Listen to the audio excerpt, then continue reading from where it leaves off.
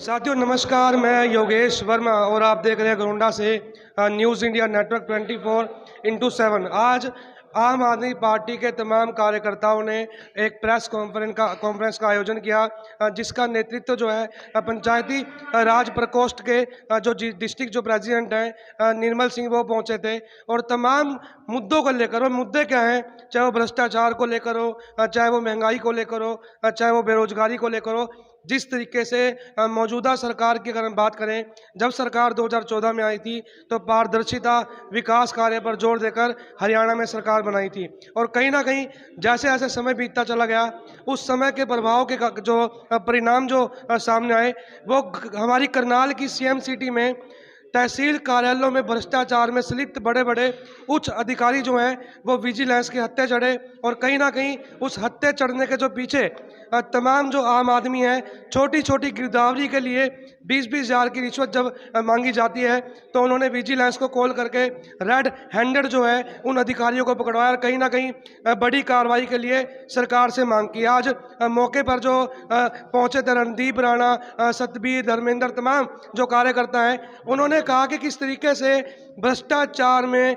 संलिप्त हो चुकी है मौजूदा सरकार। हरियाणा राज्य के अंदर पंचायती चुनाव को लेकर भी जो सरकार है वो भी बैकफुट पे है। और कहीं ना कहीं ग्रामीण स्तर की अगर हम बात करें, चाहे वो सड़कों की बात हो, चाहे वो तमाम विकास कार्यों को लेकर, नर्क का जीवन जीने को मजबूर है ग्रामीण। जब कोई बाहर से मेहमान आता है, गांव की हालत ऐसी है कि जब कोई मेहमान गांव में आता है तो वो कोसता है कि कौन से नर्क के जीवन में आप रह रहे हैं। तो देखिए आज की खास रिपोर्ट किस तरीके से तमाम जो कार्यकर्ता मौके पर पहुंचे थे, रोष जताया गया, बड़े आंदोलन की सरकार को चेतावनी दी, कहीं ना कहीं हल्ला बोल दिया है। जी हाँ, इस मुद्दे को लेकर, भ्रष्टाचारी मुद्दे को लेकर आम आदमी पार्टी के जो कार्यकर्ता हैं एक पहल की है और इस पहल को लेकर हल्ला बोला गया है सरकार की भ्रष्टाचारी नीतियों का, अफसरशाही का। जिस तरीके से जो गरीब परिवार है महंगाई की मार में, चाहे वो बेरोजगारी की दर हो, किस तरीके से मौजूदा हालात आपके सामने हैं, तथ्य बताने की आवश्यकता नहीं है। देखिए क्या कुछ कहा मौजूदा तमाम कार्यकर्ताओं ने, देखिए खास रिपोर्ट। करनाल में जो इतना ज़्यादा भ्रष्टाचार फैला हुआ है, उसके ऊपर डेली कोई ना कोई अफसर अरेस्ट हो रहे हैं। इसमें ना तो अभी तक कोई सरकार कार्रवाई कर रही है, ना पब्लिक की कोई सुनवाई हो रही है। इसमें डेली कभी कोई डीटीपी साहब पकड़े जाते हैं, कभी कोई तहसीलदार साहब पकड़े गए, आज वो साहब पकड़े गए, आज वो साहब पकड़े गए। डेली कोई ना कोई, आज कल गोंडा के तहसीलदार थे अपने, कल वो अरेस्ट हो गए हैं। तो इसमें अगर कोई विधायक के पास जाता है, सीएम के पास जाता है, कोई सुनवाई नहीं करता। कोई सीधा ये कहते हैं कि हमें तो भाई प्रूफ ला के दो। आम आदमी प्रूफ कहाँ से इकट्ठे करेगा? अपना जब सीएम साहब से मिले उन्होंने कोई सुनवाई नहीं करी, विधायक जी से मिले पीछे कोई सुनवाई नहीं करी, गोंडा में भी पीछे, तहसील में, कमेटी में, हर जगह भ्रष्टाचार हो रहा है। जब अगर उसी टाइम पे अगर सरकार कंट्रोल कर लेती, एक्शन ले लेती, तो आम आदमी को पैसे दे के इनको पकड़वाना ना पड़ता। लोगों के साथ ज़बरदस्ती हो रही है, उनके डॉक्यूमेंट में कमियाँ निकाल के, चाहे कोई भी डिपार्टमेंट हो, उनमें कमियाँ निकाल के पैसे अंठे जा रहे हैं। गोंडे में देख लो आप, हमारे यहाँ अपना गांव में देखो, गांव में कोई विकास कार्य नहीं चल रहे हैं आज के टाइम में। सभी गांव में बुरा हाल हो रखा है, तालाब हैं, तालाब भरे खड़े हैं, गलियाँ नालियाँ सब मतलब बुरा हाल है। सभी कोई पाइप फटी हुई हैं तो फटी हुई हैं, मतलब कोई पानी की कोई वो नहीं है। तो क्या वजह मानते हैं इसकी आप इतनी जो प्रशासन की तरफ से ढिलाई करती है? प्रशासन की सरकार का हाथ है इनके ऊपर। सभी कहते हैं जिससे पूछो भाई मेरी तो ऊपर सेटिंग है, मैं वहाँ पैसे देता हूँ, मेरी वो सेटिंग है। सभी सरकार की ये सेटिंग, सारा ऊपर से नीचे तक सब सेटिंग का खेल चला हुआ है। जब भी सरकार इसमें कोई एक्शन नहीं लेती। गांव में करोड़ों अरबों रुपया भी पीछे पंचायतों की बोली का आया था, और अरबों रुपया पिछली बार आया होगा। उसका मैं सरकार से पूछता हूँ आपके पास क्या हिसाब है और क्या आपने एक्शन लिया? क्योंकि पंचायतों के खाते में आज 1 रुपया भी नहीं है। उसके देखिए अपना पीछे क्या गाँव में क्या काम हुआ है, एक गाँव का काम बता दीजिए जिसमें वीडियो साहब ने या किसी ने काम करवाया हो, लेकिन पैसा 1 रुपया नहीं है। कहाँ गया वो पैसा? अगर इनसे पूछते हैं, ऊपर कहते हैं सीएम साहब से पूछो, डिप्टी सीएम साहब से पूछो, वो बताएंगे कि पैसा कहाँ गया। क्या बात, पब्लिक का पैसा है ये? पब्लिक का पैसा क्या उड़ाने के लिए है? मैं सरकार से पूछना चाहता हूँ कि सरकार का किसी के ऊपर कोई कंट्रोल नहीं है। किस डिपार्टमेंट में इन्होंने आज तक एक्शन लिया? पब्लिक के कहने पर अगर कोई इनके पास जाता है, कोई दुखी है, किसी को तंग कर रहे हैं, तो इन्होंने क्या एक्शन लिया है? आज तक कोई एक्शन नहीं इन्होंने लिया। जो भी काम पेंडिंग पड़े तो एज इट इज़ पेंडिंग पड़े हैं। कोई वीडियो साहब के पास जाता है कि हमारे को कुछ पैसे दे दो जी, हमारा ये ग्रांट है, ये दे दो, तो वो जाते ही कहते हैं अभी 4 महीने हुए नहीं, वो कहते हैं कि पैसे ख़त्म हो गए। भाई पैसे गए कहाँ? गांव में उन्होंने 1 रुपया नहीं लगाया। सरकार की मंशा यही है कि सरकार सरपंच बनेंगे, कल को ग्रांट मांगेंगे, भाई इलेक्शन ही नहीं करवाते हम, जो भी पैसा वो सारा खुर्द-बुर्द कर दिया है। तो इसमें सीएम साहब ने आज तक क्या एक्शन लिया? क्या उन्होंने कोई कमेटी बनाई इसके देखने के लिए भाई ये पैसा गया कहाँ? सिर्फ उनको शाबाशी दी जाती है। लॉकडाउन में तहसीलदारों ने जो रजिस्ट्री को टाला हुआ था उसमें 700-800 अफसरों के नाम थे और उनके जो कल रखते हैं उनके नाम थे। उनको सिर्फ इसी करके माफ़ी दे दी कि ये सरकार के आदमी है। क्या माफ़ी देना इसका सोल्यूशन है? सिर्फ उनके के पास जाकर पब्लिक को रोना पड़ता है, उनको कहना पड़ता है जी हमारी कोई कार्रवाई नहीं हो रही, फिर वो कोई अरेस्ट करते हैं। उससे पहले कोई सीधा उनके पास नहीं जाता, पहले अपने लोकल विधायक के पास जाता है, जो सीएम साहब के पास जाता है, वो एसडीएम MP साहब है उनके पास जाता है। तो उन्होंने आज तक क्या एक्शन लिया है? बाद में वो कह देते हैं देखो विजिलेंस में हमने पकड़वाए। भाई आपने क्या पकड़वाए? ये तो आम पब्लिक ने पकड़वाए हैं पैसे देकर। अगर सरकार टाइम पे एक्शन लेती तो उसको आज ये नौबत ना आता, उसको इनको पकड़वाना पड़ता। हम आगे गांव-गांव में जाकर इस चीज़ को लोगों तक पहुंचाएंगे, ठीक है ना? सारी पार्टी एकजुट है।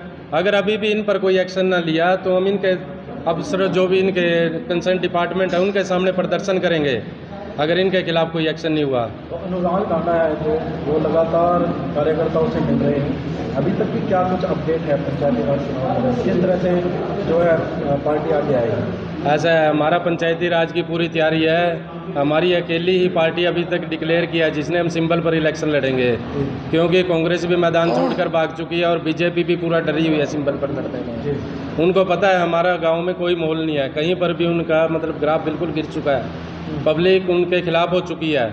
इसीलिए वो जानबूझकर 2 साल डिले, 1.5 साल, पौने 2 साल हो चुके हैं इलेक्शन को, डिले पे डिले कर रहे हैं और अभी भी कोई गारंटी नहीं है। वो इसी करके जानबूझ के ही आगे इसको डिले करना चाहते हैं कि ताकि शायद आगे हमारा कुछ अच्छा टाइम आएगा। भाई अच्छे टाइम वाला तो टाइम चला गया। मोदी जी ने कहा था अच्छे दिन आएंगे, अच्छे दिन तो चले गए, बुरे दिन शुरू हो चुके हैं और वो भी बीजेपी के।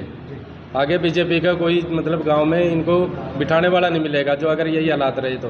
आम आदमी पार्टी द्वारा अभी तक जो जिला स्तर के नेता है या अध्यक्ष बनाने हैं, जो ब्लॉक अध्यक्ष बनाए हैं, उनका अभी तक कुछ डिक्लेरेशन नहीं होता है।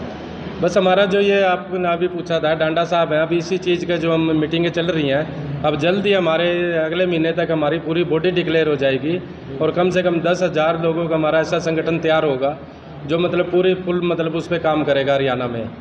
और आगे मतलब सारी पार्टी एकजुट होकर पब्लिक के घर घर तक जाएगी और पार्टी की नीतियाँ जो हमारी पंजाब में देख लो, दिल्ली में देख लो, हमारी जो पार्टी की नीतियाँ हैं, सबसे बड़ा हमारा मुद्दा है शिक्षा का। मतलब हर जन जन तक शिक्षा को पहुंचाना है और फ्री ऑफ कॉस्ट और बढ़िया स्कूल।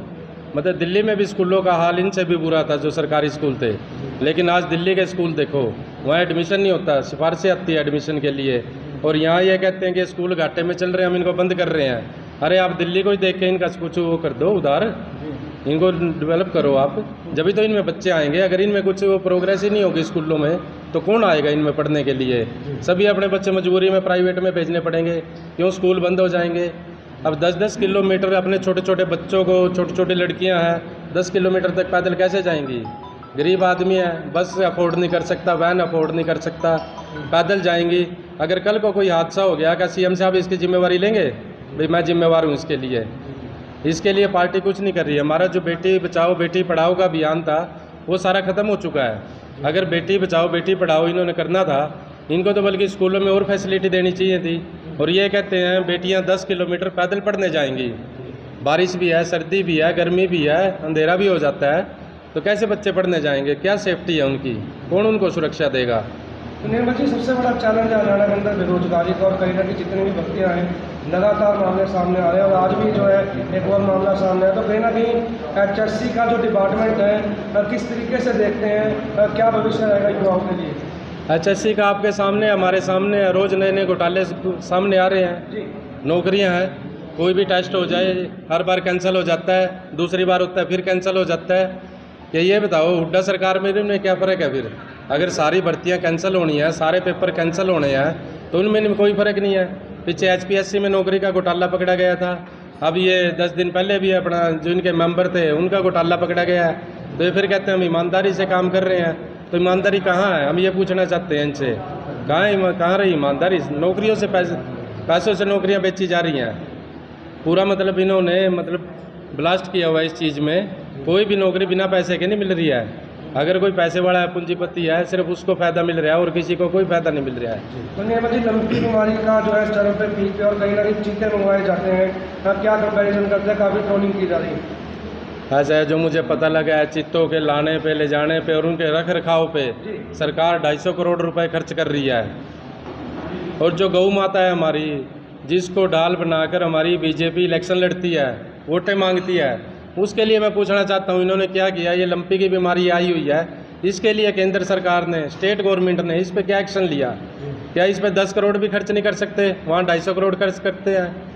कल एक आम आदमी ने सीएम साहब से क्वेश्चन पूछा था सिरसा में, सीएम साहब हंस के टाल गए। क्या बात, सीएम साहब ने कुछ काम किया होता जवाब देते भाई हमने ये कार्रवाई की है।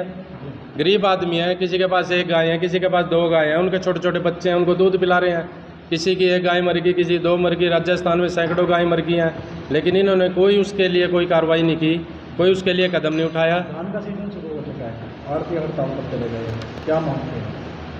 तो इसमें मैं ये कहता हूँ उनके साथ सरकार को बैठ के अपना जो भी उनकी डिमांड है वो पूरी करनी चाहिए, ताकि किसानों का नुकसान ना हो। अगर ये हड़ताल लंबी चली, इसमें नुकसान किसका होगा? किसान का होगा। अगर आड़तियों कोई डिमांड है, सरकार को जल्द से जल्द सीजन से पहले बैठ के उनके साथ मीटिंग करनी चाहिए, ताकि ये नौबत ना आए कि उनके बीच में, सीजन के बीच में कोई ऐसी वो आए और उनको हड़ताल पे जाना पड़े। ये चीज़ें सरकार को पहले ही निपटानी चाहिए। तो कहीं ना कहीं कोऑर्डिनेशन की कमी है, जब भी कोई सीजन आता है आरती हड़ताल पे चले जाते हैं। देखो, उनकी जो डिमांड है उनको भी सुनना चाहिए, आम पब्लिक को भी सुनना चाहिए। सरकार अपने रूल उनको थोपती है धक्के से, ज़बरदस्ती। सीजन में आगे ऐसे सरकार को जो रूल बनाने वो पहले भी बना सकती है, लेकिन वो सीजन में आके ऐसे रूल बना देते हैं, उसको ना आड़ती पसंद करते हैं, ना कोई बिजनेसमैन करता है, ना कोई किसान करता है। उसके लिए सरकार को पहले ही सभी से बैठ के अपना भाई हमने ये रूल, उसको 2 महीने पहले क्यों नहीं लागू करते? 2 महीने पहले सरकार बताए भाई ये एक्शन लेंगे हम, ये हमारे ने रूल बनाया। अगर कोई रूल बनाया है तो उसको पहले सबके बीच में वो होना चाहिए। रणदीप राणा, वरिष्ठ उपाध्यक्ष उत्तरी जोन हरियाणा और प्रभारी आम आदमी पार्टी घरोंडा, सभी पत्रकार बंधुओं को और यहाँ सभी साथियों को नमस्कार करता हूँ। साथियों, बातें तो कहने की सोचते हैं, बोलने कहाँ से शुरू करें, कहाँ ख़त्म करें, समझ से परे है। आप सब लोग जो हमारे सामने बैठे हैं बुद्धिजीवी हैं, सारा देखते हैं। ये सरकार सबसे पहले भ्रष्टाचार के मुद्दे पे बड़े जोर लगा के आई थी कि हम भ्रष्टाचार का खात्मा करेंगे। मैं हरियाणा और केंद्र की यदि बात करूं तो बहुत लंबा हो जाएगा। मैं आपके घरोंडा और करनाल से ही शुरू कर देता हूं। आज मैं जगमोहन आनंद को सुन रहा था, जो मुख्यमंत्री जी के मीडिया सलाहकार हैं। वो आकर्षण उत्पल को बाइट दे रहे थे, कह रहे थे कि मैंने तहसीलदार को फ़ोन करके किसी की रजिस्ट्री के लिए बोला और उसके बावजूद तहसीलदार ने उससे पैसे ले लिए,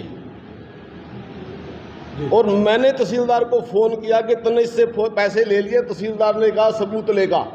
एक मुख्यमंत्री का जिम्मेदार अधिकारी अपनी बात तहसीलदार को नहीं कह सकता, इससे बड़ी शर्म की बात क्या होगी? इस सरकार के लिए, इस पार्टी के लिए, इस राज्य के लिए डूब मरने की बात है।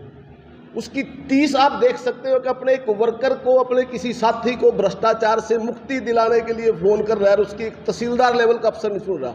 कारण क्या है बताऊंगा। दूसरी, मैं पिछले दिनों मैंने सुना था विधायक घरोंडा म्यूनसिपल कमेटी के अंदर ये कह रहे भ्रष्टाचार की उनके पास शिकायत आई, और वो मैं ये कहते सुना, आप लोगों को सभी को याद होगा कि यदि मेरी चले तो मैं तुम्हें धरती में गाड़ दूं। इसका मतलब विधायक की नहीं चलती। उसके बाद विधायक घरोंडा तहसील के अंदर लोग भ्रष्टाचार को लेके मिले और विधायक जी कुछ भी नहीं कह पाए। इस्तीफा दे देना चाहिए विधायक जी को, यदि विधायक जी भ्रष्टाचार जिसके ऊपर इस सरकार इनकी आई है राज्य में, उस भ्रष्टाचार के खिलाफ कुछ नहीं कर सकते। उन जनता की गाढ़े खून पसीने की कमाई को लुटते देख सकते हैं, वापस नहीं दिला सकते, तो इस्तीफा दे देना चाहिए विधायक। इस सरकार को राज्य में रहने का कोई हक नहीं है। दूसरी बात मैं बताता हूं, इन्होंने विकास का बड़ा मुद्दा बनाया था। विकास की पहली कड़ी गांव से शुरू होती है, और ये सरकार इतनी भयभीत है क्योंकि आम आदमी पार्टी ने ये डिक्लेयर कर दिया कि हम अपने सिंबल पे चुनाव लड़ेंगे। इनको भय है ये, क्योंकि नगर पालिका के चुनाव फिलहाल हुए हैं जहां भाजपा को मैं समझता हूं 23-24% वोट मिले और सेकंड पार्टी आम आदमी पार्टी 10 से 12% वोट मिले। घरोंडा का चुनाव आपके सामने है, 31 वोटों से जैसे भी किया गया। और क्यों किया गया? क्योंकि करनाल के अंदर 4 चुनाव थे म्यूनसिपल नगर पालिका के। मैं करनाल में ही रहना चाहता हूँ, जो बाहर की बोल लूँगा तो बहुत बड़ी हो जाएगी, आप लोग नाराज हो जाएंगे। 4 चुनाव थे, भाजपा को क्लियर पता था, 3 तो हम बिल्कुल क्लियर हार रहे हैं, चौथे भी हार के तो मिट्टी बलीद हो जाएगी। ग्राम पंचायत की जो कड़ी है बेसिक, सरपंच का चुनाव जब तक नहीं कराएंगे, वो गांव का गरीब आदमी, भला आदमी जो शहर में आके अपने काम नहीं करा सकता, जो सरपंच के पास जाके अपनी बात रो सकता है, मेंबर पंचायत के पास जाके अपनी बात रो सकता है, ब्लॉक समिति के मेंबर के पास, वो कहाँ जाए? वो पैसा जो ग्राम पंचायतों की नीलामी से इकट्ठा हुआ है, उस पर अफसर कुंडली मारे बैठे हुए हैं। सरपंच है ही नहीं, जो सरपंच को अधिकार नहीं। खत्म कर दो फिर व्यवस्था, तानाशाह बना दो इस देश में, तानाशाही पैदा कर दो। विकास का मुद्दा इनके पास बिल्कुल जीरो इन्होंने कर दिया, भ्रष्टाचार का मुद्दा इन्होंने जीरो कर दिया। मुख्यमंत्री जी 8 साल के अंदर एक भी अपना वर्कर ऐसा नहीं बना पाए। आप प्रतिनिधि हैं करनाल शहर के, और प्रतिनिधि का कोई भी आदमी, मैं जाऊं किसी काम के लिए, मेरे पास कोई सुनने वाला है ही नहीं, क्योंकि उन्हें डर लगता है। किसी को भी बिठाएं तो डर लगता है कि भाई मैं इसको बिठाऊं पता नहीं क्या हो जाएगा, क्योंकि अफसर उन्होंने बिठा रखे हैं। अब आप तहसीलदार का देख लो, तहसीलदार के पास 3 चार्ज थे। किसने चार्ज दिया? सरकार ने चार्ज दिया। क्यों चार्ज दिया? जब तक माल इकट्ठा हुआ, जिस दिन माल इकट्ठा होना बंद हो गया उड़ा दिया। पकड़ने वाले भी सरकार के, लगाने वाले भी सरकार के, माल लेने वाले भी सरकार के। हम और आप तो कुछ भी नहीं है। इन सारों मुद्दों को आम आदमी पार्टी ने कमर कस ली है। मैं बता देना चाहता हूं आप सभी के माध्यम से कि आम आदमी पार्टी को जन आंदोलन बना के दिखाएगी, और जो दिल्ली में, जो पंजाब में भ्रष्टाचार मुक्त राज और जो विकास की गंगा बह रही है, जो आज स्कूलों में, जो आज हॉस्पिटलों में, पूरे देश का कोई भी आदमी दिल्ली में एक्सीडेंट हो जाता है, बीमार होता है, फ्री इलाज होता है।